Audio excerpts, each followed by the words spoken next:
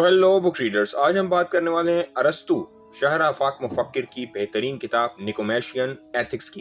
ایسی شہر آفاق کتاب جو اخلاقیات کو عملی زندگی سے جوڑتی ہے، مگر کیسے؟ آئیے اس پر بات کرتے ہیں۔ ارسطو کی نکومیشین ایتھکس مغربی فلسفے کی سب سے اہم کتابوں میں شمار ہوتی ہے۔ اسے ان کی میگنم اوپس کہا جاتا ہے۔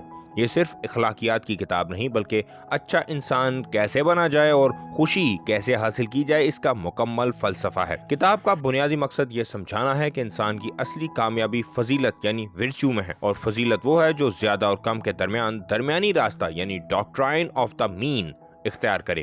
ارسطو کہتا ہے کہ اچھا کردار کسی ایک بڑے قدم سے نہیں بنتا بلکہ مسلسل اچھے اعمال سے بنتا ہے۔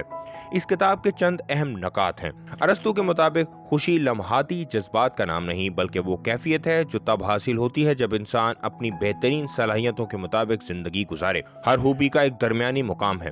ہمت، بزدلی اور بے وقوف دلیری کے درمیان، سخاوت، کنجوسی اور فضول خرچی کے درمیان۔ ارسطو کے نزدیک اخلاقیات کا تعلق عملی فیصلوں سے ہے۔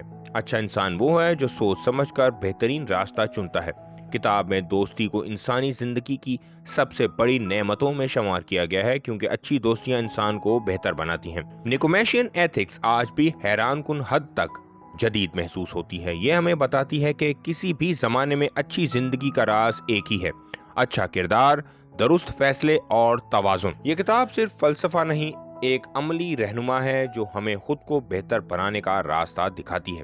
اگر آپ انسانیت، اخلاقیات اور کردار سازی پر گہری سوچ رکھتے ہیں تو یہ کتاب لازمی پڑھیں، جو ایک بہترین اور اعلیٰ ترین مفکر نے لکھی تھی کئی 100 سال پہلے۔ تو کتابیں پڑھیں، علم پھیلائیں، جڑے رہیں بک ٹیوبر ٹولسٹائی کے ساتھ۔ اگلی کتابی ملاقات تک پڑھتے رہیں، سوچتے رہیں۔